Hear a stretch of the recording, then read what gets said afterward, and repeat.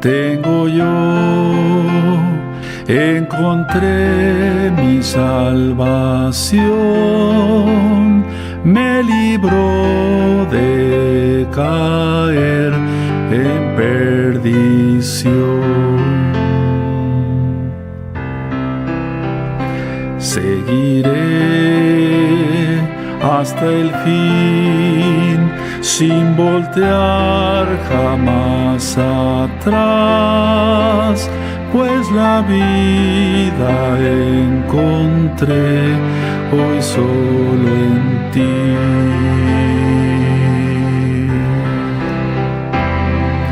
Tú eres mi todo, yo te debo todo, mi Adón eres tú, Yahshua HaMashiach.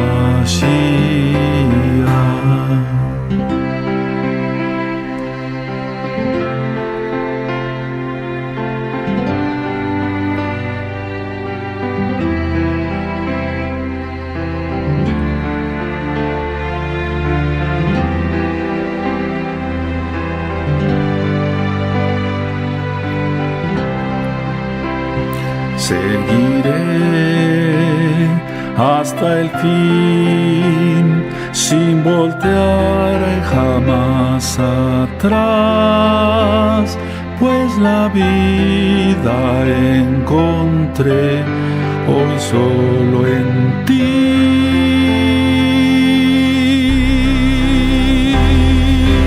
Tú eres mi todo, yo te debo todo, mi Adón eres tú, Yahshua HaMashiach.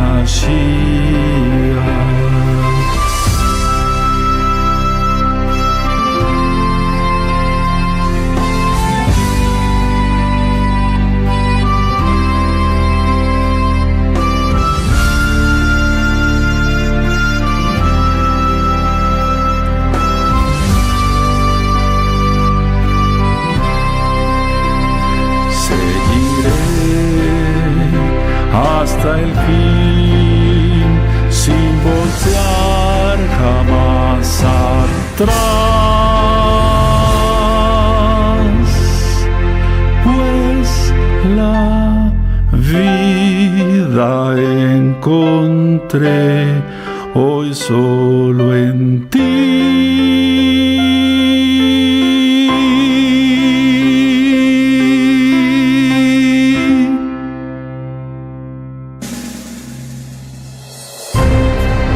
Mi Rey, tengo yo, encontré mi salvación, me libró de caer en perdición.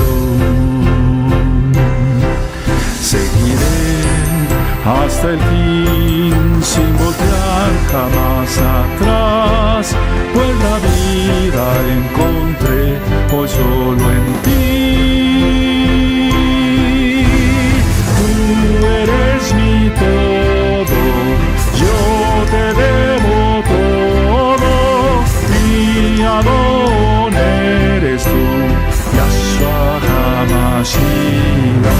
Mi Rey, tengo yo, encontré mi salvación, me libró de caer en perdición. Seguiré hasta el fin, sin voltear jamás atrás, pues la vida encontré hoy solo en ti. Tú eres mi todo, yo te debo todo, mi Adón eres tú, Yahshua HaMashiach. Tú eres mi todo, yo te debo todo, mi Adón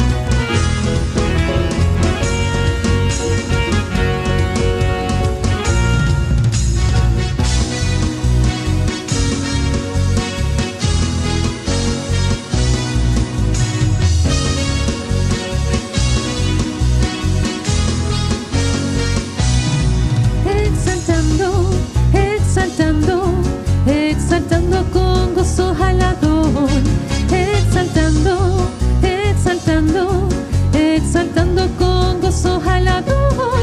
Tu pueblo te canta y se alegra en ti.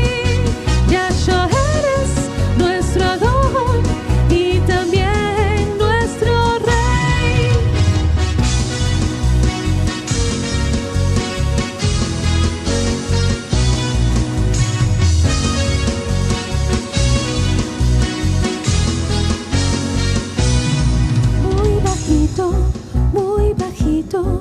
Muy bajito que se escuche la Jalel.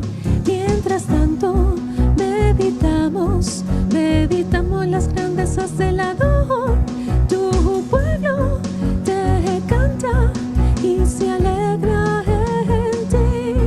Yahshua eres nuestro Adón y también nuestro Rey.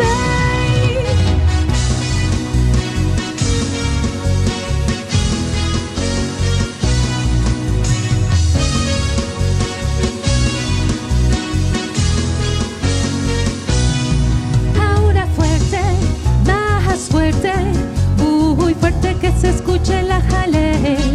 A una sola voz, todos aclamemos junto. Yahshua vive. Tu pueblo te canta y se alegra en ti. Yahshua eres nuestro Adón y también nuestro Rey. Amén.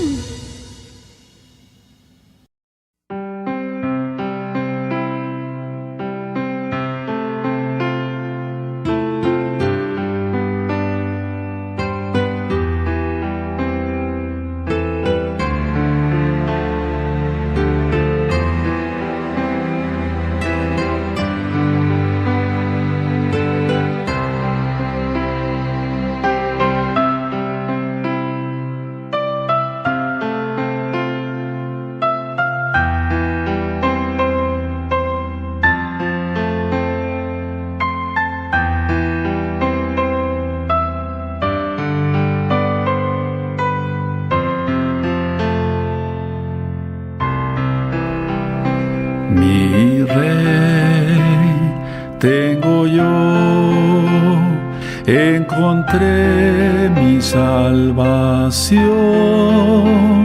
me libró de caer en perdición. Seguiré hasta el fin, sin voltear jamás atrás, pues la vida encontré hoy solo en ti.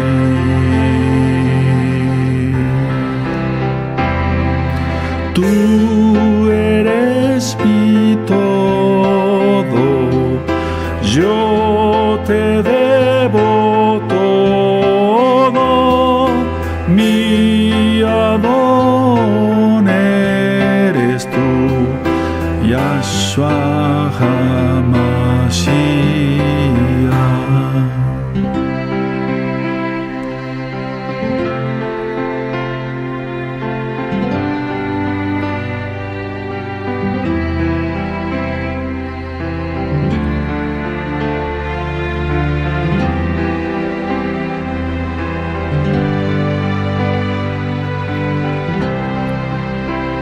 Seguiré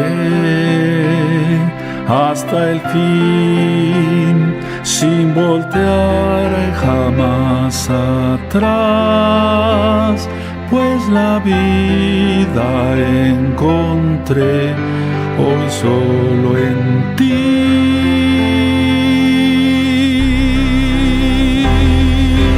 Tú eres mi todo, yo te debo todo, mi Adón eres tú, Yahshua HaMashiach.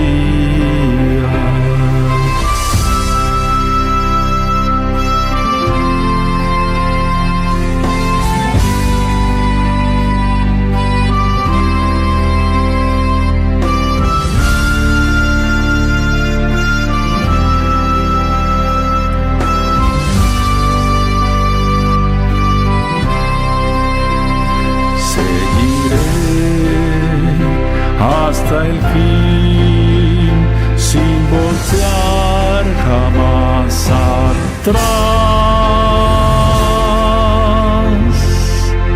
pues la vida encontré hoy solo en ti.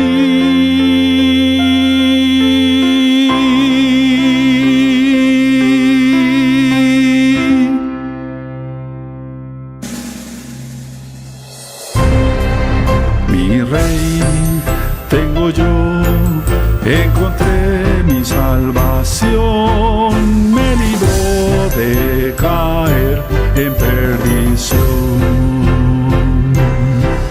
Seguiré hasta el fin, sin voltear jamás atrás, pues la vida encontré hoy solo en ti. Tú eres mi todo, yo te debo todo, mi Adón eres tú, Yahshua HaMashiach. Mi rey, tengo yo, encontré mi salvación, me libró de caer en perdición. Seguiré hasta el fin, sin voltear jamás atrás, pues la vida encontré hoy solo en ti. Tú eres mi todo, yo te debo todo, mi Adón eres tú, Yahshua HaMashiach. Tú eres mi todo, yo te debo todo, mi Adón eres tú, Yahshua HaMashiach, Yahshua HaMashiach, Yahshua HaMashiach.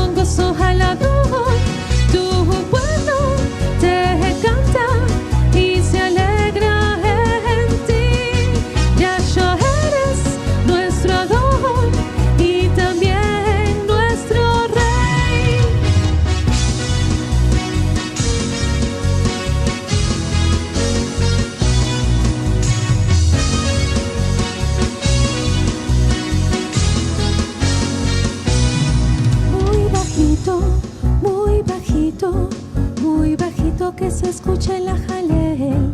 Mientras tanto, meditamos las grandezas del Adón. Tu pueblo te canta y se alegra en ti. Yahshua, eres nuestro Adón y también nuestro Rey.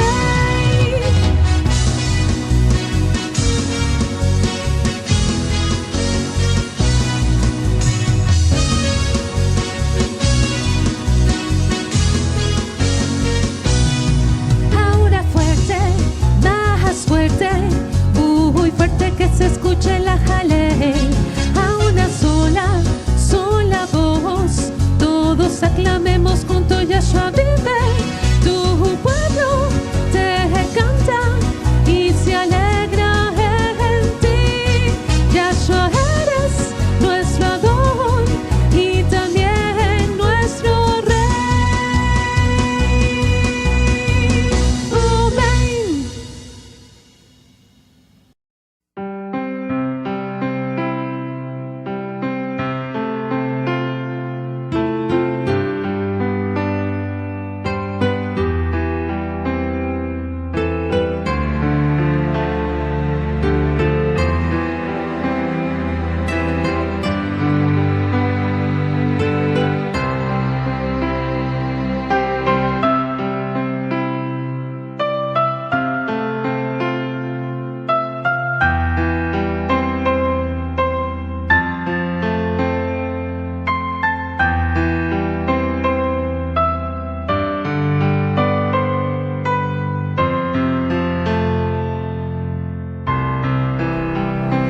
Mi Rey tengo yo, encontré mi salvación, me libró de caer en perdición. Seguiré hasta el fin, sin voltear jamás atrás, pues la vida encontré hoy solo en ti.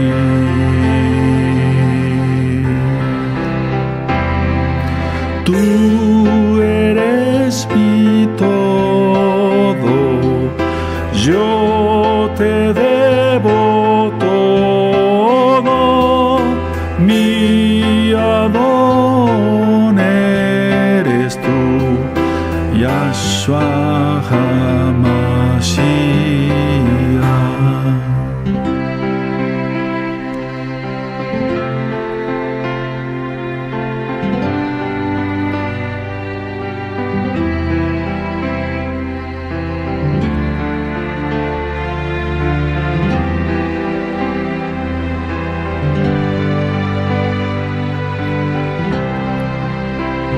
Seguiré hasta el fin, sin voltear jamás atrás, pues la vida encontré hoy solo en ti.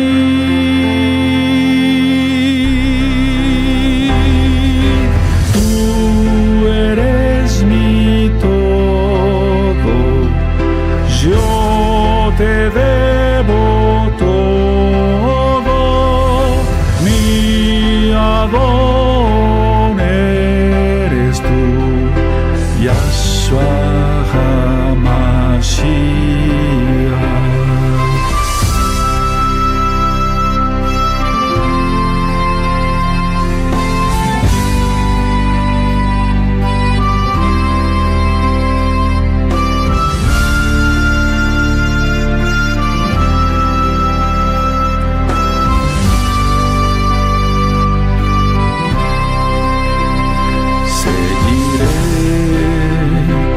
Hasta el fin, sin voltear jamás atrás,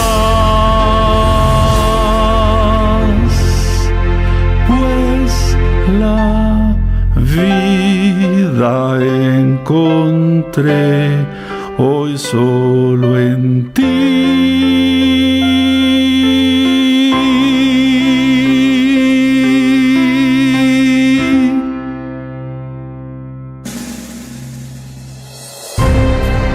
Mi rey, tengo yo, encontré mi salvación, me libró de caer en perdición. Seguiré hasta el fin sin voltear jamás atrás, pues la vida encontré hoy solo en ti. Tú eres mi todo, yo te debo todo, mi Adón eres tú, Yahshua HaMashiach. Mi rey, tengo yo, encontré mi salvación, me libró de caer en perdición. Seguiré hasta el fin sin voltear jamás atrás, pues la vida encontré hoy solo en ti. Tú eres mi todo, yo te debo todo, mi Adón eres tú, Yahshua HaMashiach. Tú eres mi todo, yo te debo todo, mi Adón eres tú, Yahshua HaMashiach, Yahshua HaMashiach, Yahshua HaMashiach.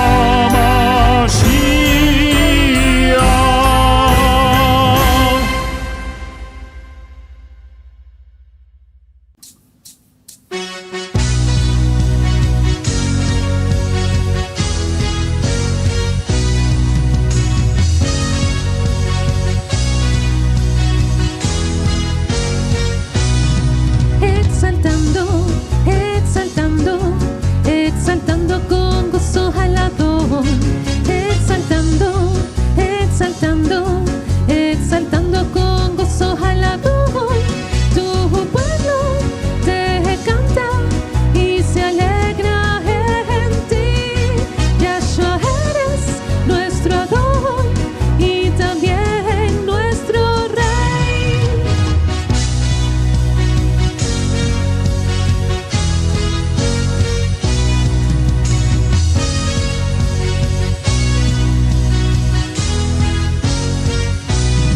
Danzando, danzando, danzando con gozo al Adón. Danzando, danzando, danzando con gozo al Adón. Tu pueblo te canta y se alegra en ti. Yahshua eres nuestro Adón y también nuestro Rey.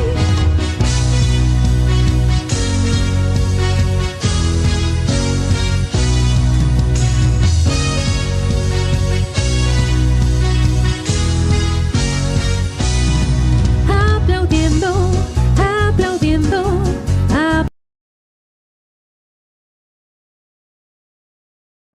Shalom, amados Sahim y Ajayó de la Quejilá Gozo y Paz Mundial. Que Yahweh les bendiga. Soy el Rey Eduardo Órdenes. Hoy me ha correspondido el estudio, así que lo vamos a comenzar con mucha alegría. Vamos a hacer una oración antes de comenzar. Bendito Yahshua HaMashiach, Rey del Universo, te damos toda Rabá, Padre amado, por permitirnos estudiar esta porción de la Torá. Guíanos en este estudio, Abacadosh, en el nombre precioso de nuestro amado Yahshua HaMashiach. Amén.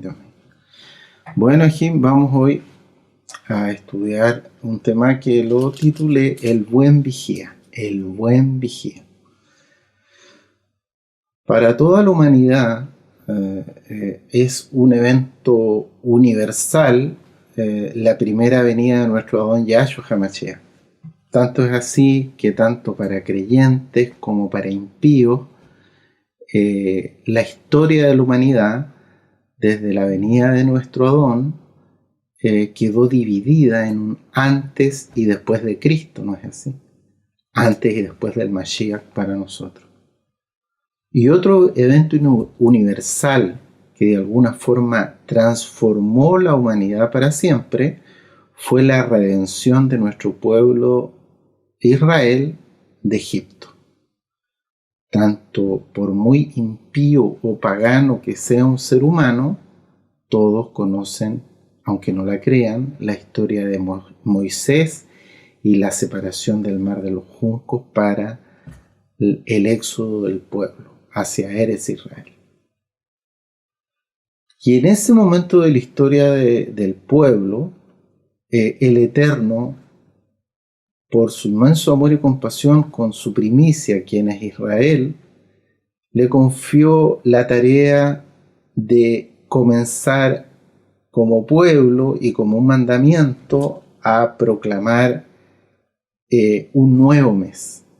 Y eso lo vemos en Shemot capítulo 12, versículo 1 y 2. Dice que habló Yahweh a Moshe y a Aarón en la tierra de Egipto diciendo: este mes os será principio de los meses, para vosotros será el primero en los meses del año. Se refiere a Aviv, porque como nos ha enseñado el siervo en otros diversos temas, la creación del mundo fue el séptimo mes, en Tisri, ¿no es así? Pero desde que el Eterno saca a su pueblo de Egipto, en este evento universal, el Eterno, que Él es el Todopoderoso, ¿no es así? Él domina todo, es omnisciente, pero Él entrega a su pueblo Israel la misión de comenzar ellos a contar los meses y los años. Esto a su pueblo lo vemos que aparece por primera vez aquí en Éxodo 12, 1 y 2, donde el pueblo comienza a apartar el primer día de cada mes. Y no solo eso, sino que el Eterno, por la importancia y relevancia que iba a tener en la historia de todo su pueblo, por la eternidad, la salida de Egipto, marca que ahora el primer mes del año va a ser Aviv, primavera. ¿Sí? Entonces, el pueblo iba ahora a tener que empezar a observar la luna para ver el principio de los meses, ¿no es así? Y esto sucedió, de acuerdo al calendario judío, más o menos el 2448, para que nosotros lo entendamos con más facilidad, que vivimos en Occidente. Este evento grandioso de la salida del pueblo de Egipto y que el Eterno manda a santificar los Rosh Hodeshim sucedió aproximadamente en el 1400 antes de nuestro Adón Yahshua HaMashiach. Pero lo que nosotros también debemos entender es que antiguas civilizaciones, mucho antes de este evento del siervo Moshe y el pueblo de Israel, estamos hablando ya muchos siglos antes, 2800 a 3000 antes de Yahshua HaMashiach, muchas civilizaciones antiguas como los sumerios, los babilónicos y muchas otras tribus semíticas ya calculaban los meses a través del ciclo lunar, ¿sí? Y ellos, por observación directa, en las distintas faenas que por los siglos habían desarrollado, se dieron cuenta que siempre la lunación o el ciclo lunar, o por decirlo de otra forma, de luna nueva a luna nueva, siempre ocurría ese proceso entre 29 a 30 días. Nunca los 27, nunca los 28 días, nunca los 31 ni a los 32. Siempre por la observación del hombre a través de los siglos, ellos sabían que el ciclo lunar demoraba 29 a 32 días. a 30 días, perdón, 29 a 30 días. Hoy ya sabemos por cálculos astronómicos aproximadamente que la lunación se completa en 29 días y medio y fracción, 29,53 días, 29 días y medio. Estas civilizaciones antiguas, muchos de ellos eran navegantes, habitantes de litorales, también se comenzaron a dar cuenta de ciertas propiedades que ejercía la luna en la Tierra. Los habitantes de los mares, los navegantes, se comenzaron a dar cuenta que las fases lunares tenían incidencia en las mareas, por ejemplo. Muchos agricultores que ya no trabajaban en el mar, sino que en el campo, también se dieron cuenta que las fases lunares, de alguna u otra forma, sin entender mucho el por cómo lo hacía, tenía una incidencia en el crecimiento de los frutos, ¿no es así? Lo de las mareas está absolutamente aceptado a nivel científico en estos tiempos. Lo de la agricultura a veces como que no está muy aseverado por la ciencia, pero nosotros sabemos que es verdad, ¿no es así? Eso lo podemos ver en Devarim, capítulo 33, versículo 14. Dice la palabra del Eterno: con los más escogidos frutos del sol, con el rico producto de la luna. Aleluya, en la bendición a Yosef, el Eterno deja marcado aquí en la Torá que la luna, los ciclos lunares de alguna forma tienen incidencia en los frutos que da la tierra. Pero también el hombre, en esta observación de la luna por los siglos, antes de nuestro don Yeshua HaMashiach, hace 4.000, 5.000 años atrás, también y tristemente, como el hombre es dado a idolatrar cosas que no debe, y empezaron a, por supuesto, salir diosas de la fertilidad relacionadas con la luna y todo el paganismo que persiste hasta el día de hoy, lamentablemente. Por lo tanto, así como el Eterno da a su pueblo Israel el privilegio de comenzar a contar los meses fijándose en el Rosh Hodesh, en la luna nueva, también el Eterno se preocupa de advertirle a su pueblo en la Torá que tenga cuidado con idolatrar no solo la luna, sino que los distintos astros o cuerpos celestes, por decirlo. Entonces eso lo vemos en Devarim. Vamos a ir a Devarim, capítulo 4, versículo 19. 4:19 dice el Eterno: no seas que alces tus ojos al cielo y viendo el sol y la luna y las estrellas y todo el ejército del cielo, seas impulsado y te inclines a ellos y les sirvas, porque Yahweh Elohim los ha concedido a todos los pueblos debajo de todos los cielos. Entonces le hace la advertencia al pueblo: yo te voy a dar el honor de contar el tiempo junto a mí, dice el Eterno. Vas a contar tú los meses y los años, pero ten cuidado de no cometer el error de desviarte hacia la idolatría y terminar adorando la luna. Entonces, pasando a otro punto, tenemos que, y lo sabemos porque se nos ha enseñado así en la Kehilá, que la fiesta de Rosh Hodesh es muy importante. El no celebrar la fiesta de Rosh Hodesh es transgredir la Torá. Es una fiesta importante. Sí, no pertenece al grupo de las 7 fiestas principales, aunque sí un Rosh Hodesh, que es el Rosh Hodesh del séptimo mes, el primero del séptimo mes, es además una fiesta principal que es Yom Teruah, pero la Torá nos marca que es una fiesta importante y debemos no solo celebrarla, sino que alegrarnos, hacerlo con júbilo. Tañer del pandero, dice la Torá, celebrar fiesta en el día señalado, porque es un día de fiesta solemne, dice el Salmo 81, ¿no es así? Y para ejemplificar lo importante de esta fiesta de Rosh Hodesh, podemos ir a Ezequiel,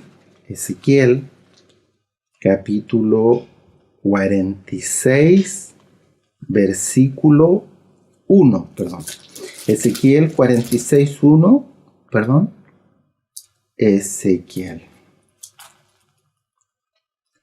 46:1 dice la palabra del Eterno: así ha dicho Yahweh el Adón, la puerta del atrio interior que mira al oriente, la puerta principal, por decirlo, la que miraba al oriente, estará cerrada los 6 días de trabajo, y el día de reposo, Shabbat, se abrirá. Se abrirá también el día de la luna nueva, en los Rosh Hodeshim.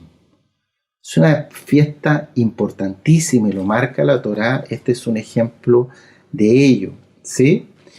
Pero los Rosh Hodeshim, de alguna forma,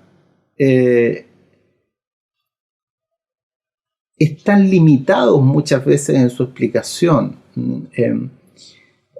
Lo que les quiero decir es que en Pesach tenemos muchas indicaciones, en Sukkot muchas indicaciones, en la cuenta del Omer, en Shavuot, etcétera, etcétera, etcétera, en la Hamatzah. Pero Yom Teruah, que es un Rosh Hodesh además, es como muy sucinta, muy breve las distintas indicaciones que el Eterno da. Son, por decirlo, sin ser fiestas escondidas, pero son fiestas que traen menos elementos descritos en la Tanaj que otras fiestas. Y una de ellas es Yom Teruah y los Rosh Hodeshim en general. Porque, por ejemplo, Yom Teruah dice, es un día de reposo, un Shabbat, de Kadosh convocación, el primero de Tisri, el primero del séptimo mes, y celebrará fiesta al toque del shofar. Y ya. Sí, en números también salen descritas los tipos de sacrificios que había que hacer en la fiesta de Yom Teruah. Lo mismo pasa en los Rosh Hodeshim. Dice que al principio de los meses vas a hacer fiesta solemne, con júbilo, con alegría, y tocar a shofar. Y nada más. Y también en los libros de Números 28 y otros pasukim describe las ofrendas, los sacrificios que tenía que llevar el pueblo para los Rosh Hodeshim cuando funcionaba el Bet Hamikdash. Pero de alguna forma son fiestas un poco, por qué no decirlo, que la palabra oculta es fea, pero de alguna forma más escondidas, por decirlo, que las otras fiestas donde se describen elementos en forma mucho más amplia, más abundante. ¿Sí? Y de ahí nos tenemos que tomar, en el caso de que cómo establecían los Rosh Hodeshim el pueblo, de lo que nos cuenta la tradición judía verdadera, ¿no es así? La tradición judía verdadera.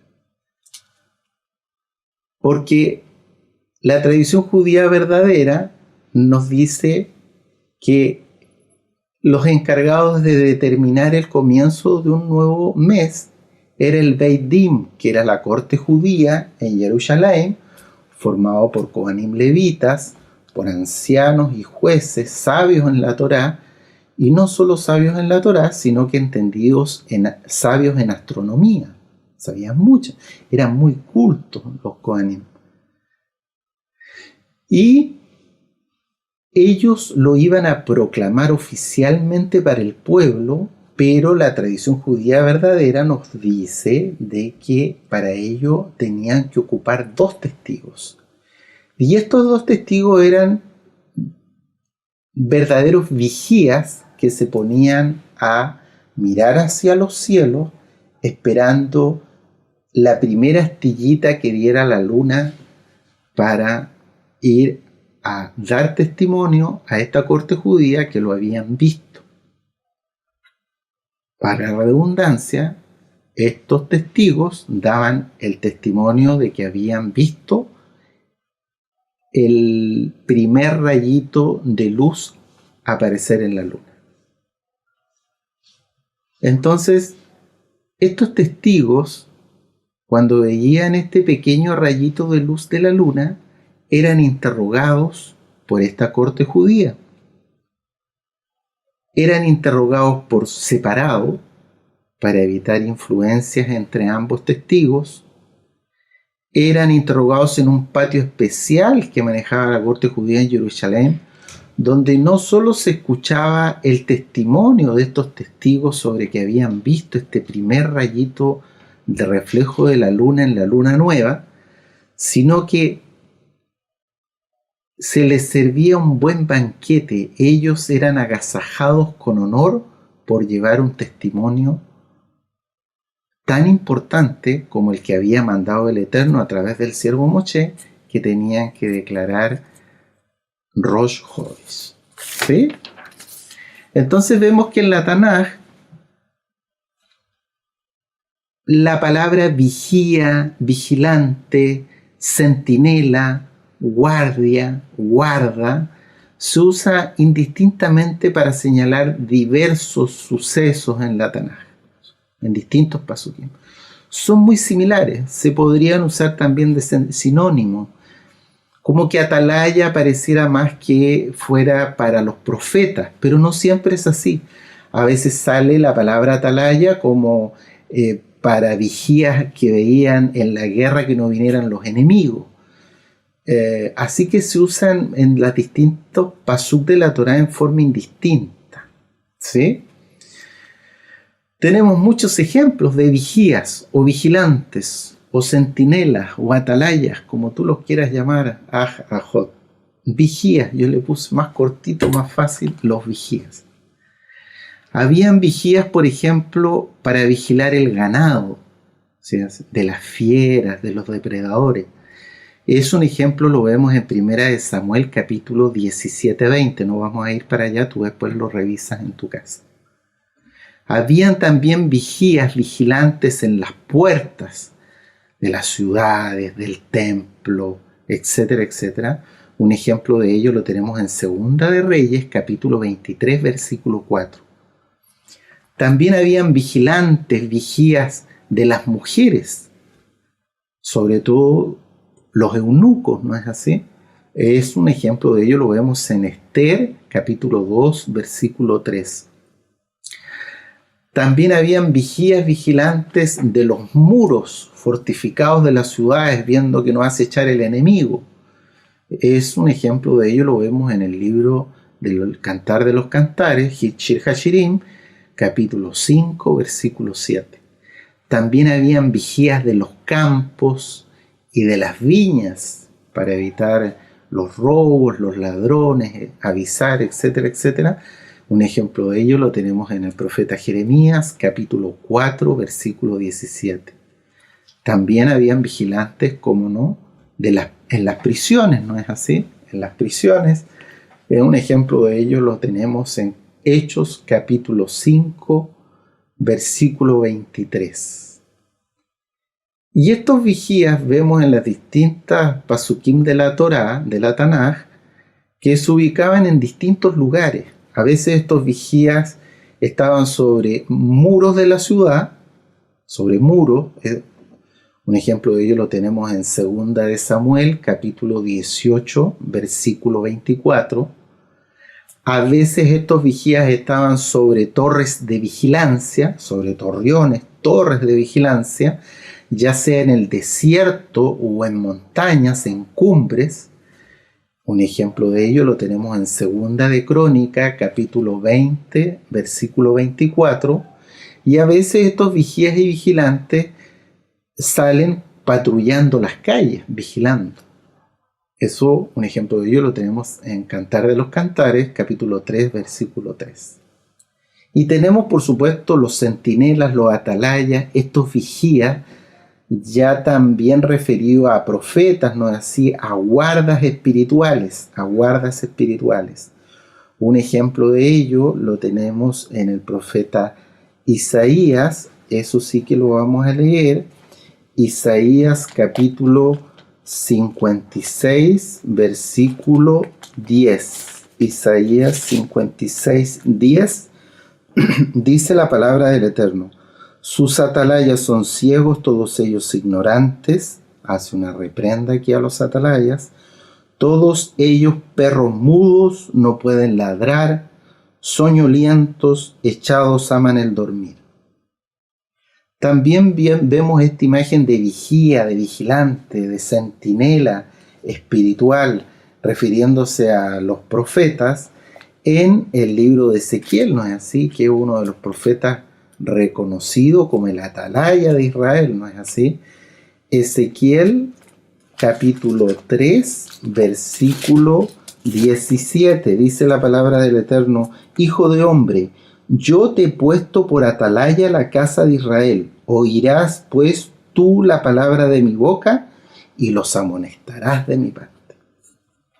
Pero así como veíamos hace un rato, de que vemos que tanto los Rosh Hodeshim como el mismo Yom Teruah, que también es un Rosh Hodeshim, un Rosh Hodesh, están con muy pocos elementos escritos en la Tanaj y como que pareciera que fueran fiestas un poquito escondidas.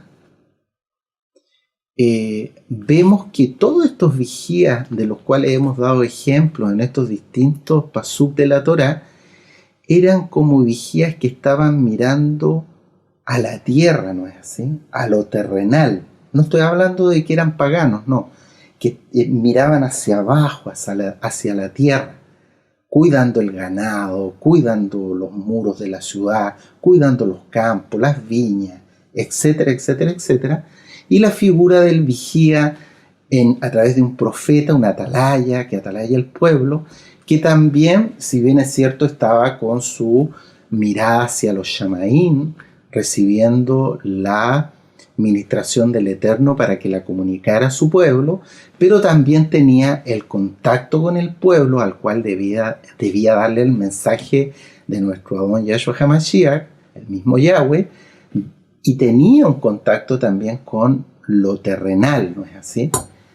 Y estos vigías que nos cuenta la tradición judía verdadera son vigías que tienen una característica especial, que ellos, para cumplir su función de vigía, no miran nada en la tierra, digamos. No miran el campo, las viñas, a los hombres, etcétera, etcétera. Sino que para cumplir su función de vigía están mirando hacia los Shamaim todo el tiempo hasta que cumplen su objetivo y su función de declarar ante la corte judía de que ellos venían a dar testimonio de haber sido testigos, valga la redundancia, de haber visto por primera vez el rayito de luna que indicaba el inicio del nuevo mes hebreo. Entonces son vigías que miraban hacia los cielos, hacia los Shamaín, ¿sí? Entonces, aquí te voy a poner, amado Ajot, algunas palabras en el hibrid, en el hebreo, que nos indican este vigía, vigilante, centinela, atalaya que yo te estoy comentando hoy. Una de las palabras es Safá. Safá. Ahí se las coloco para que ustedes la puedan anotar. Sale en el Strong 6822. Esta palabra Safá significa inclinarse hacia adelante, observar, vigilar. Cuando un vigía quiere ver algo para verlo mejor, como que se inclina hacia adelante, su tronco superior, su cabeza le inclina hacia adelante para agudizar su vista y ayudar a una mejor observación. La atalaya, tenemos otra palabra en el ivrit, en el hebreo, que la pongo aquí a continuación en esta diapositiva, que es la palabra shamar. Shamar. Strong 8104, que tiene más, también es como un sinónimo, pero tiene un aspecto como de velar, de cuidar, de cercar un lugar para cuidarlo, atesorarlo, ¿sí?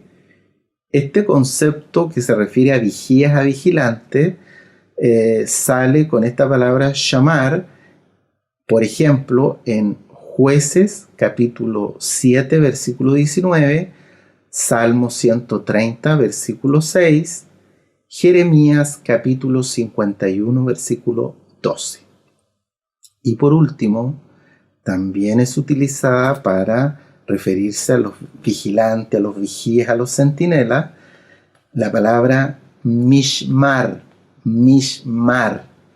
que significa guardia, pero también tiene un significado de obedecer, de obediencia, ¿sí? Un ejemplo está en el Strong 4929, y un ejemplo de ellos lo tenemos en el profeta en Nehemías, capítulo 4, versículo 22. Mishmar llama la atención porque de ahí se deriva una palabra que es mishmat, que significa el que obedece. Por lo tanto, ahora vamos a pasar, amados Bajim, a ver las características que tenía este vigía tan especial que nos comenta la tradición judía verdadera, que estaba encargado de testificar que habían visto el primer rayito de luna que marcaba el inicio del mes hebreo. Una de las características de este vigía era que tenía que ser alguien obediente, como dice la misma palabra mishmar, ¿no es así? Mishmar, el que obedece. Obedecía a sus autoridades, tenía disciplina. ¿Por qué no decirlo de alguna forma una disciplina militar? Porque para ser guardia de algo hay que tener obediencia al superior, como un militar de alto rango deja al soldado a cargo de la guardia del palacio o la guardia del pórtico. Por supuesto que tiene que tener obediencia. Le va a decir, sí, mi oficial. ¿Sí? Tienen que ser alguien disciplinado. Otra característica de este vigía de los Rosh Hodeshim, que anunciaba la luna nueva, es que eran varones valientes. ¿Por qué eran varones valientes? Porque estaban dispuestos a ser vigías en condiciones a veces de altura física, en torreones, a veces no hechos del mejor material, algo inestables, en lugares generalmente donde había más soledad, estaban más bien solos, y eran lugares relativamente oscuros, porque en el ocaso del sol, cuando declaraban la luna nueva, y en la noche es donde mejor se ve la luna nueva, ¿no es así? Es más difícil mirar la luna en el día, aunque a veces aparece en el día también, pero eran lugares más bien oscuros, solitarios, porque todos sabemos, por ejemplo, que los grandes centros astronómicos en la actualidad se tienen que ubicar para mejorar la visualización de los distintos astros en el cielo. Se tienen que ubicar en lugares apartados de grandes ciudades que les impidan ver la luz de los planetas y de las galaxias, porque la luz artificial que emana de las grandes ciudades interfiere mucho con la perfecta visualización, la mejor visualización que quieran obtener los telescopios de los centros astronómicos. Por lo tanto, los vigías tienen que haber estado, si bien es cierto, no muy lejos de Jerusalén, era un lugar más bien apartado, solo y más bien oscuro. Una característica fundamental, por supuesto, de este vigía, que anunciaba y tenía esta función de estar pendiente de la luna, es que tenía que tener una buena visión, ¿no es así? Tenía que tener buena vista, ¿sí? Por lo tanto, uno entiende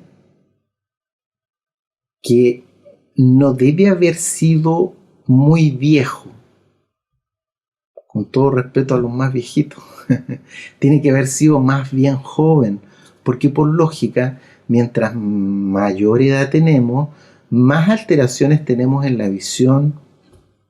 El ejemplo más típico, que ni siquiera es una enfermedad, sino un signo de envejecimiento del ojo, son las famosas cataratas, ¿no es así? Mientras más viejo, más probabilidad de tener catarata, por lo tanto deben haber sido varones, estoy hablando en 30, 50 años, ¿no es así? No debe haber sido un vigía. No digo que un vigía a los 70 años no puede haber tenido una buena visión, pero lo más seguro es que eran más bien sujetos jóvenes. Tenía que tener una buena voz, ¿no es así? Porque como buen vigía tenía que avisar, ¿no es así? Tenía que avisar que había visto la luna nueva. Tenía que avisar a la corte judía y proclamarlo y anunciarlo con una voz firme y fuerte. Por supuesto que otra característica que debe haber tenido este vigía es que no debe haber tenido impedimento físico, sin ser discriminador con nadie. Por supuesto, y con respeto lo digo, él cuando veía la luna nueva tenía que ir rápido a anunciar que había visto la luna nueva a la corte judía, donde los Kohanim. Por lo tanto, no puede haber tenido problemas de movilidad, una cojera muy grave, un defecto en la columna, etcétera, etcétera, etcétera. No podía tener una limitación importante, no solo en su vista, no solo en su voz, sino que ahora tampoco en su aparato locomotor, por decirlo de alguna forma. Tenía que ser un individuo sin impedimentos físicos que le permitiera movilizarse en forma ágil y rápida. Un elemento fundamental que tenía que tener este vigía que nos cuenta la tradición judía verdadera es que tenía que ser un varón que tuviera credibilidad ante el pueblo, ¿no es así? No solo ante la corte judía, los ancianos y jueces de Israel, los Kohanim y levitas, sino que en general ante el pueblo, ¿sí? Por ejemplo, tiene que haber sido un varón que iba a la yeshivá a estudiar la Torá. Tiene que haber sido un varón que daba buen testimonio. No era perfecto, pero se esforzaba, como todo en Israel, de dar un buen testimonio, de que si era casado era un buen esposo, un buen padre, y se comportaba en forma correcta con su prójimo. No podía ser flojo, ni muy bueno para dormir, ¿no es así? Porque ¿quién confía en un vigía donde todo el pueblo sabe que es un dormilón? Y que sabían que no podían encargarle una misión tan importante, tan fundamental para el pueblo, como la aparición de la luna nueva, que marcaba los tiempos, los meses, y por lo tanto el conteo para llegar a las fiestas principales.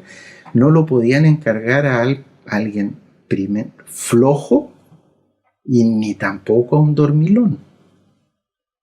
No podía ser, por supuesto, alguien que fuera dado a la glotonería, ni menos al alcohol, porque si fuera glotón, y a alguno de nosotros nos ha pasado alguna vez, sobre todo cuando estamos muy contentos en Shabbat, que hemos comido un poco más de la cuenta y después la sangre se va al estómago porque hemos comido mucho y da sueño, ¿no es así?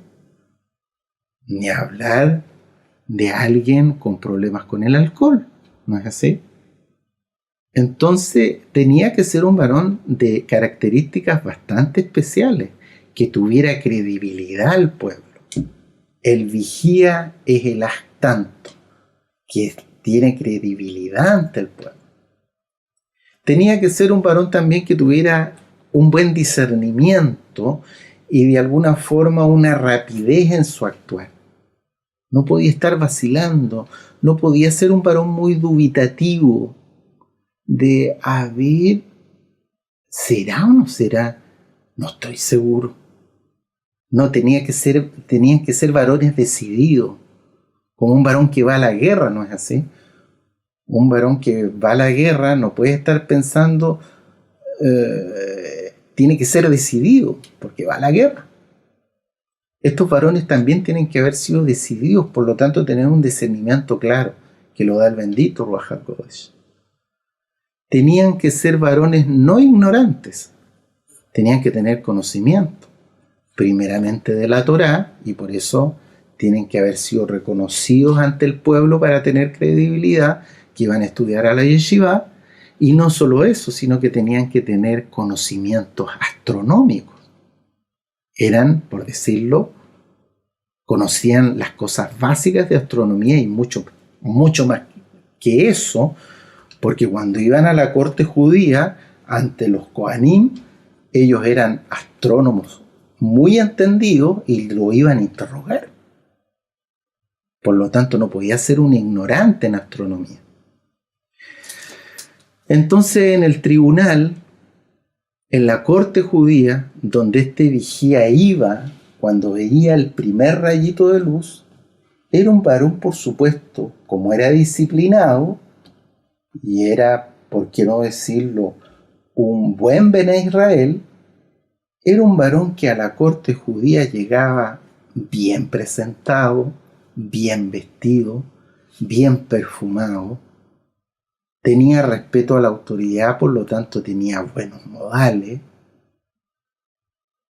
Además que si su testimonio era aceptado por esta corte de sabios judíos, le esperaba un banquete, porque era fiesta, era Rosh Hodesh. Entonces no era un varón vacilante que llegaba diciendo cosas infantiles como un niño y decir, no, yo oí por ahí que me dijeron que había visto la luna, pero no estoy seguro.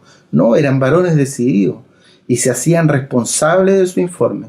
Yo vi la luna nueva, ¿sí? No tenían dudas, porque ellos sentían en su corazón, los vigías que eran Kadosh, que no habían tenido una observación defectuosa de la luna, sino que estaban seguros en su alma, en su corazón, de que habían visto la luna nueva y por eso corrían rápido a dar testimonio de ello a la corte judía. Entonces, si nosotros nos vamos a la parte, vamos a ver muy cortito, y te voy a mostrar unas imágenes a Jajot, que el momento donde se declaraba Rosh Hodesh, el momento en que el vigía veía, tenía que esforzarse en ver esta primera astillita de luz que significaba la luna nueva, se hacía en el ocaso del sol, en la puesta del sol. En la puesta del sol, que es Erev, en el crepúsculo. Como nos ha enseñado el siervo, en el desorden.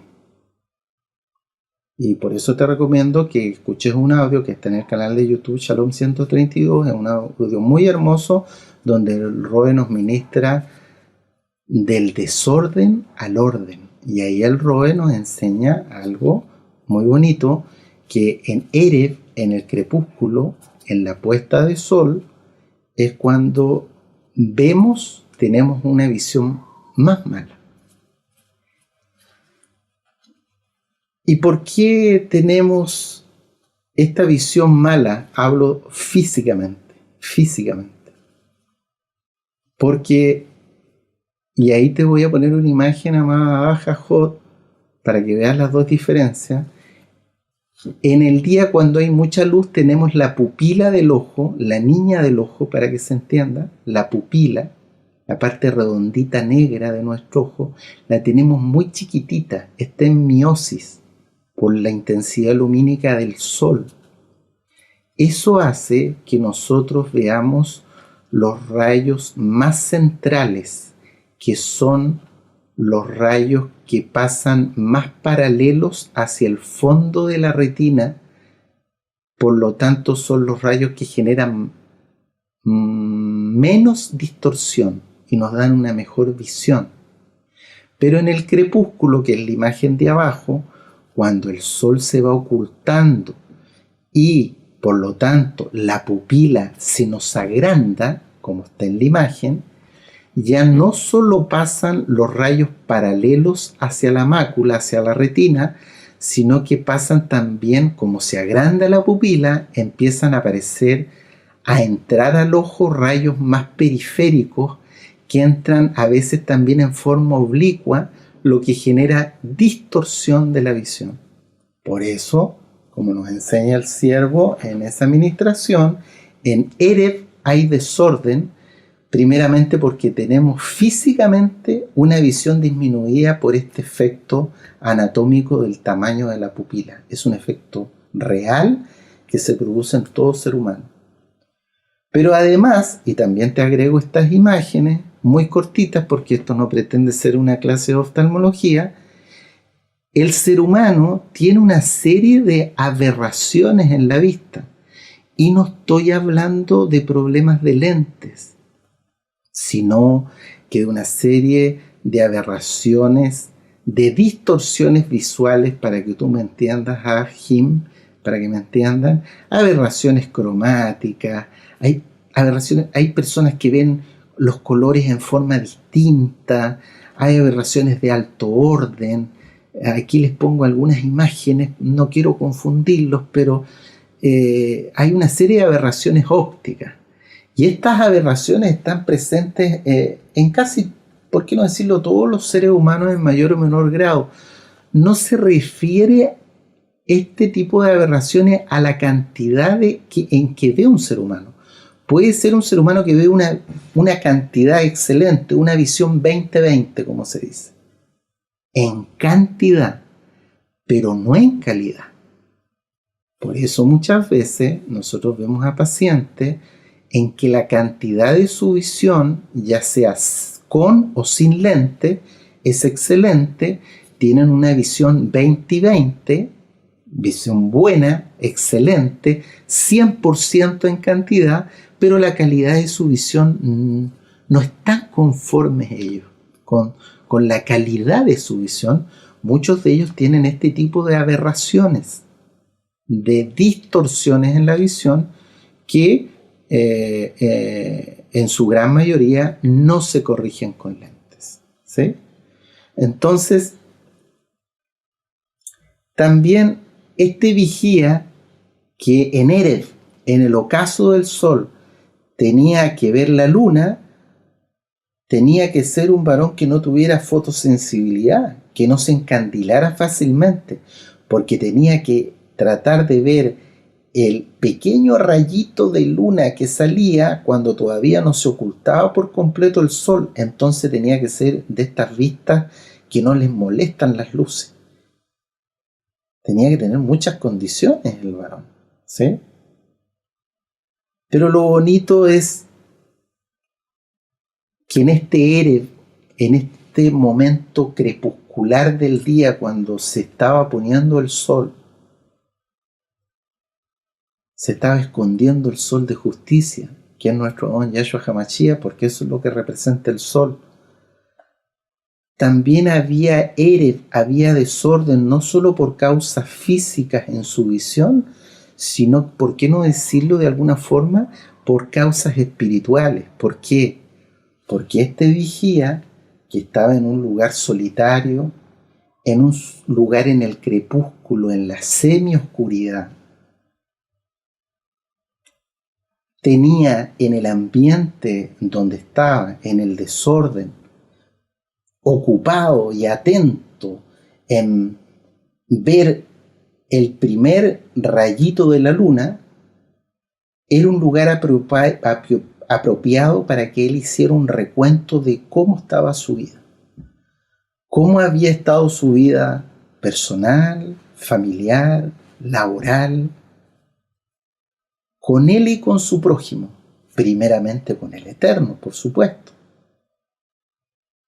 Como que tenía la oportunidad, como vigía, mirando hacia los Shamaim, de hacer un recuento de cómo había estado su vida en el mes pasado.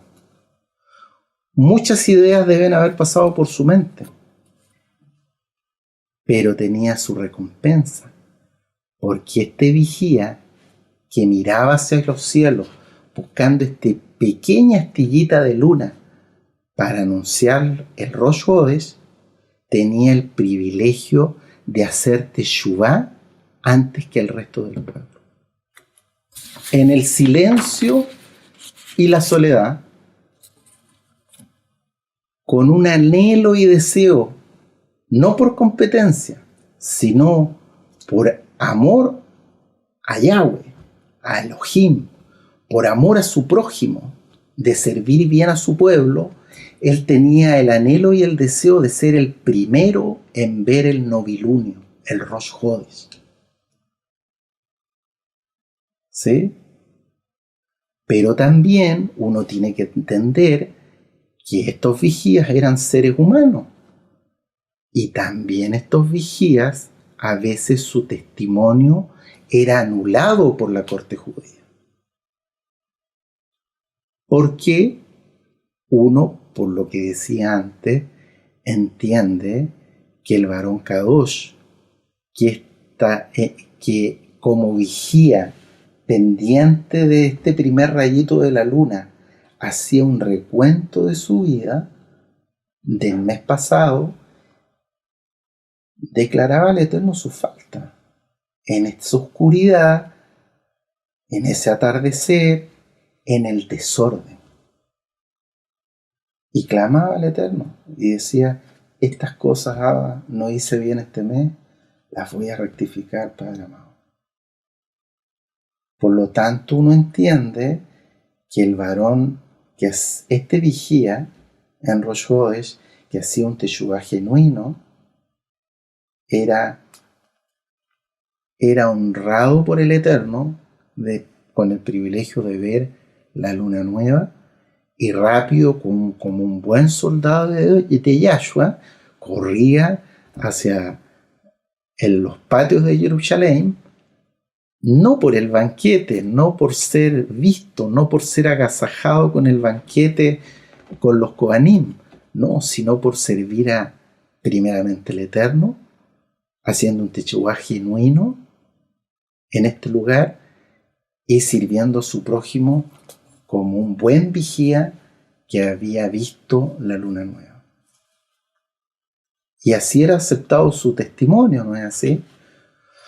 Porque muchos, lamentablemente, algunos de los vigías no estaban bien, no hacían un teshuvá genuino, muchos por inmadurez espiritual, no necesariamente eran porque eran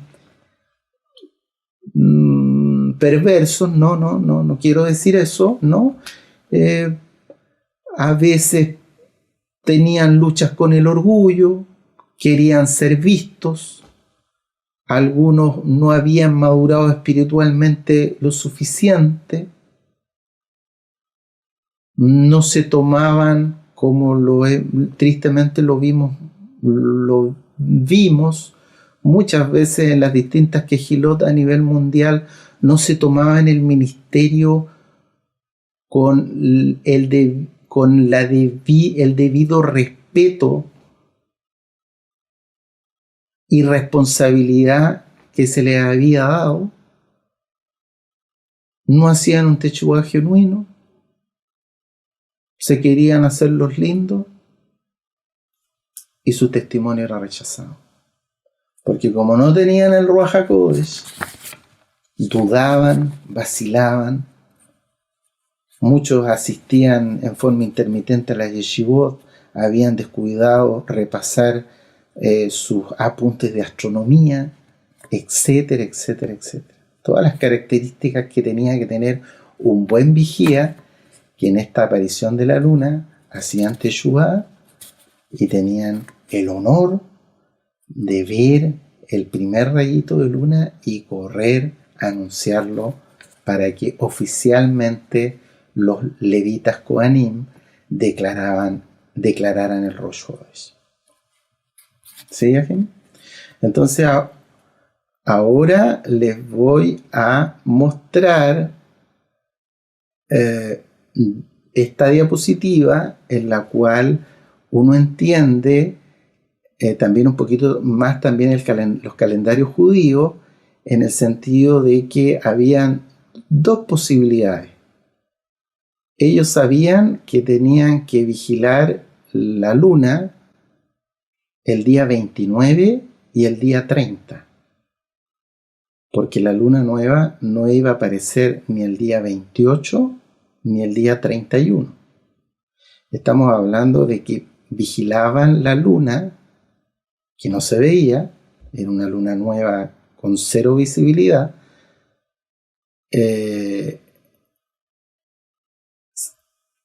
La vigilaban el día 29 y 30 después del anterior Rosh Hodesh. Y uno de estos dos días tenía que aparecer la luna nueva. Entonces arriba, en la diapositiva de arriba, vemos la primera alternativa. Ellos declaraban el 29 en la noche, al ocaso, en Erev, veían si había salido la luna nueva. Si no había salido la luna nueva, no se declaraba Rosh Hodesh, sino que se esperaba hasta el día 30. ¿Sí? Esta nula declaración de Rosh Hodesh el día 29, al ocaso del sol, era ya sea porque no habían llegado testigos a la corte judía, no había llegado ningún vigía testigo declarando que había visto la luna nueva, o también habían llegado testigos, pero el testimonio que habían dado estos testigos en el interrogatorio astronómico que le hacían los sabios judíos, miembros de la corte judía, no había sido aceptado. Por lo tanto, su testimonio de haber visto la luna había sido declarado falso. Por lo tanto, el pueblo, que ya estaba reunido en esos tiempos, recuerden, no había NASA, no habían satélites, no como ahora, que lo tenemos mucho más fácil, ¿no es así? No se había declarado al final del día 29 Rosh Hodesh porque no se había visto la luna nueva. Necesariamente era el 30, como marca la imagen que les estoy mostrando. En Erev, a la puesta de sol del día 30, siempre se veía la luna nueva. Y ahí era declarado Rosh Hodesh, primer día del mes. Entonces, por eso en los calendarios judíos que tú puedes ver, muchos meses salen como con 2 días de Rosh Hodeshim, pero son los días que tienen, son los meses, perdón, que tienen 30 días. ¿Sí? Porque el pueblo se reunía el 29 en la noche y celebraba Rosh Hodesh, rica comida, ¿sí? Pero no era declarado oficialmente ese día Rosh Hodesh, y después se volvía a reunir el día 30 en la noche, porque ahí de seguro que sí se declaraba el Rosh Hodesh, ¿sí? Y la otra situación que se daba es la que le muestro en esta diapositiva, donde el Rosh Hodesh se declaraba el 29 al ocaso del día 29 del mes. Al ocaso del día 29 del mes habían al menos 2 testigos vigías que habían visto la luna nueva, y cuyo testimonio era aceptado por los sabios judíos, por los Kohanim levitas, en los patios de Jerusalén, y era declarado ese día oficialmente Rosh Hodesh. Por lo tanto, al otro día era primer día del siguiente mes. Cuando los calendarios judíos tienen 29 días, tú vas a ver que van a tener solamente marcado un día de Rosh Hodesh, porque ahí ya no se celebraba el 30, porque ya había sido Rosh Hodesh el día 29. Espero haberme dado a entender, pero las imágenes son bastante claras, después las puedes repasar. ¿Sí? Entonces, eso, amado Bajim. También les voy a compartir ahora estas diapositivas que es un paralelismo en el ojo humano. Me llamó mucho la atención. ¿Por qué no decirlo artificialmente algo parecido al ojo humano? Una máquina fotográfica, ¿no es así? Y por eso te voy a enseñar estas 3 imágenes de 3 personas diferentes con distintas máquinas fotográficas que sacaron en el Rosh Hodesh anterior esta foto aproximadamente a la misma hora, 8 o 9 de la noche. ¿Sí? Y mira la diferencia en las fotos. La foto primera es una foto sacada con un celular. La foto segunda es sacada con una máquina fotográfica un poco mejor, con mejor resolución. Y la última foto es de un fotógrafo profesional, a la misma hora, el mismo día, en un Rosh Hodesh. Mira la diferencia de visión de la foto que nos grafica más o menos, por qué no decirlo, la diferencia que tenemos los seres humanos, porque así como somos distintos en todo, en nuestro carácter, en nuestro color de pelo, etcétera, etcétera, etcétera, también son muy diferentes nuestras visiones, ¿sí? Entonces, era muy importante para estos vigías testigos que anunciaban el Rosh Hodeshim tener muy buena visión, ¿sí? Aleluya. Y por último, amado Bajim, y con esto ya vamos terminando el tema porque ya nos acercamos ya a la hora rápidamente. Me fue interesante también, y les muestro esta diapositiva para hacer un paralelismo entre los 2 vigías testigos que declaraban Rosh Hodesh y las vírgenes sensatas, prudentes e insensatas de Mateo 25. ¿Por qué son parecidos? Porque eran 2 grupos de vírgenes, ¿no es así? 2 grupos de vírgenes, las prudentes y las insensatas. Y en el otro extremo habían varios vigías, eran 2 testigos que tenían que decir el testimonio verdadero, pero eran muchos vigías más, ¿no es así? La corte judía no solo aceptaba a 2 testigos, si había un tercero, un cuarto y un quinto, los recibía con alegría, porque la función de ellos era no desanimar a los vigías, por lo tanto abrían las puertas también para que un tercer, cuarto y quinto vigía diera aviso de que él había visto la nueva luna.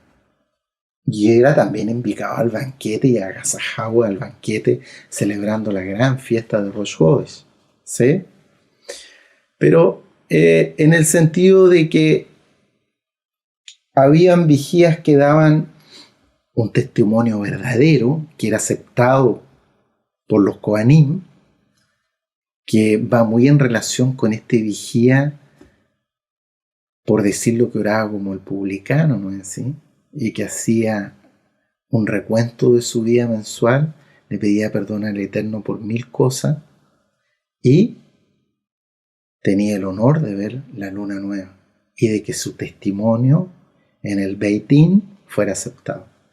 Pero también teníamos vigías que llevaban un testimonio falso, no porque fueran perversos, no, sino porque a veces eran muy ansiosos, a veces también no tenían su vida muy ordenada, se habían desviado un poco de la Torá, no habían hecho un techubá de verdad y su testimonio había sido rechazado. Lo mismo en Mateo 25 vemos con las vírgenes prudentes e insensatas.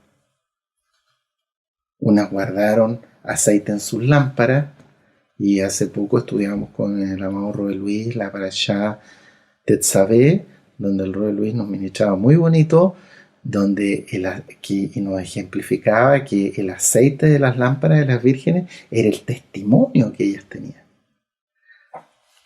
Ambos grupos tenían un testimonio muy parecido. Los vigías de Rosh Hodesh, los dos testigos o más de Rosh Hodesh, tenían el testimonio de la luz, que había aparecido la luz en la luna, que es una renovación de la vida del creyente, que es la luz reflejada del sol de justicia, que es nuestro Adón Yahshua HaMashiach. Las vírgenes, por su lado, llevaban el testimonio de que ellas habían acumulado aceite en sus lámparas, que es símbolo del bendito Ruach HaKodesh, que también es testimonio, y que es el mismo Elohim, el Ruach HaKodesh de nuestro Adón Yahshua HaMashiach. Las vírgenes tuvieron problemas porque cabecearon y se durmieron, pero las sensatas tenían su testimonio. Los vigías no se podían dormir, porque si pestañeaban, es un decir, no podían con rapidez ver la luna nueva y llevar rápidamente el informe a la corte judía para que su testimonio de que habían visto la luz del Mashiach reflejada en la luna, en la vida del creyente, en la renovación espiritual de otro mes, para que su testimonio fuera aceptado y fuera declarado Rosh Hodesh. Ambos grupos están en una preparación, ¿sí? Tanto las vírgenes sensatas como los vigías, constantemente preparándose, constantemente estando preocupados de su crecimiento espiritual. Las vírgenes de juntar más aceite, estos vigías que nos cuenta la tradición judía verdadera de esforzarse inclinando su cuerpo hacia adelante para rápido ver la luz del Mashiach. Ambos grupos velaban. Velad, dice el Eterno. ¿No es así? Porque no sabéis el día ni la hora. Por eso, este Rosh Hodeshim que declaraban estos vigías son parecidos a la venida de nuestro Don Yahshua HaMashiach, que va a ser en un Yom Teruah, que también es un Rosh Hodeshim, donde las vírgenes sensatas los van a estar esperando con el testimonio que es el aceite en sus lámparas. Porque no sabemos el día ni la hora, que es distinto a decir que en la vida de los Kadoshim el Eterno va a venir como ladrón en la noche. Son dos cosas distintas, ¿no? ¿Sí? Y para eso te invito a que en el canal de YouTube Shalom 132 repase, y si no lo has visto te lo recomiendo, dos temas muy lindos que están en recta final 11, como ladrón en la noche. Porque el Eterno va a venir como ladrón en la noche para los impíos. Eso está claramente escrito en Primera de Tesalonicenses capítulo 5 versículo 2 y capítulo 5 versículo 4.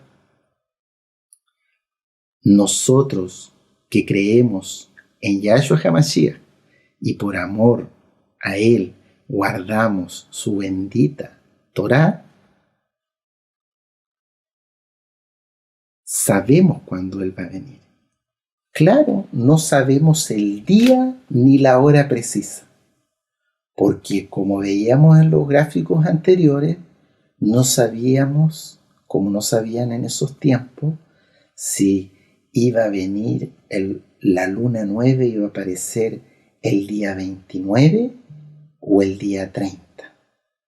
Tampoco sabían la hora a la cual, ya sea el día 29 o el día 30 del mes, a la hora que en el ocaso del sol iba a aparecer esta astillita de luna. Entonces, amado Bajim, velemos, juntemos aceite en nuestras lámparas, gocémonos, como imitando a estos vigías sensatos, a estos vigías lindos, que se esforzaban viendo los Rosh Hodeshim para servir bien al pueblo. Gocémonos viendo las señales que el Santo bendito de Israel, nuestro don Yahshua HaMashiach, nos da en los cielos. Bendita sea la memoria de esos vigías que fueron a dar el testimonio gozosos a la corte judía con respeto y se alegraron con júbilo en los Rosh Hodeshim. Que nosotros los imitemos también a ellos, como nos dice la tradición judía verdadera. Aleluya, aleluya, aleluya. Entonces, amado Bajim, a velar. Te deseo lo mejor. Shalom Aleichem.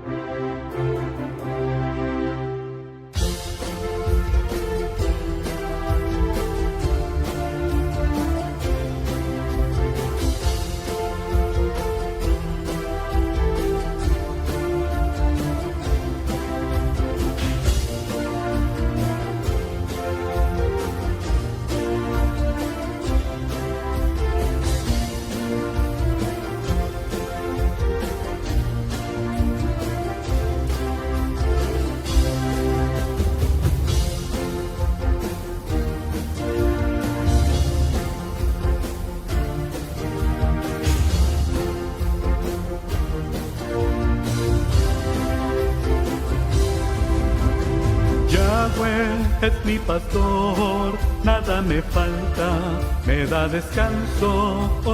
Yahweh me pastorea, conforta mi alma, Él guía mi vida.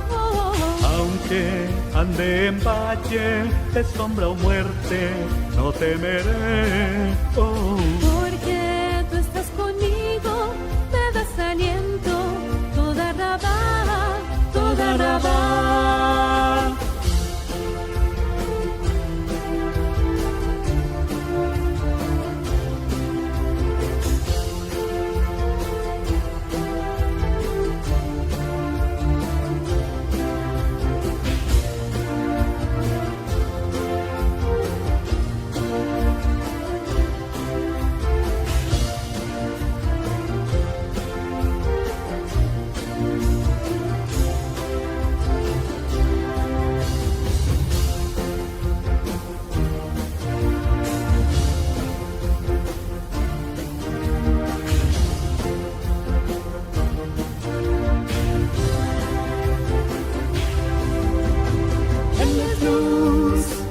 El Rey, justo pues, es Adón, Él nos da bendición, mucho amor, vida es, Él es luz, es el Rey, justo pues, es Adón, Él nos da bendición, mucho amor, vida es su gran Torah.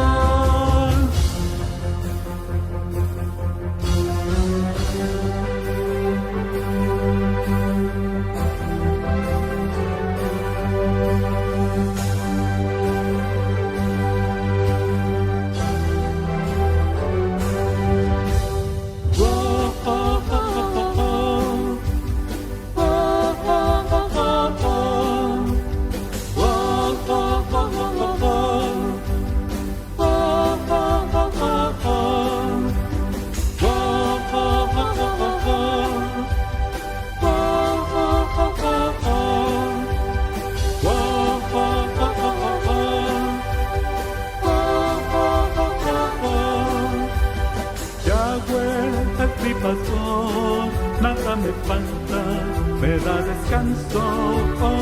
Yahweh me pastorea, conforta mi alma, Él guía mi vida. Con el mejor aceite unges mi rostro, tú me bendices. Por la eternidad habitaré En tu Mishkan.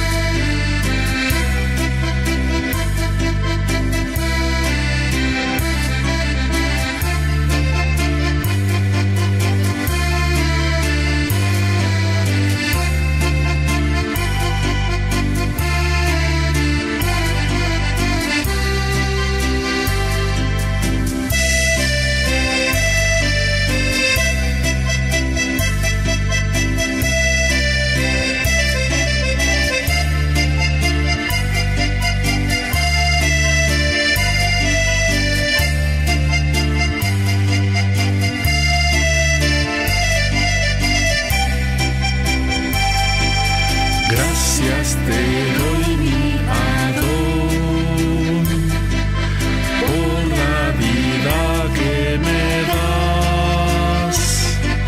Gracias te doy,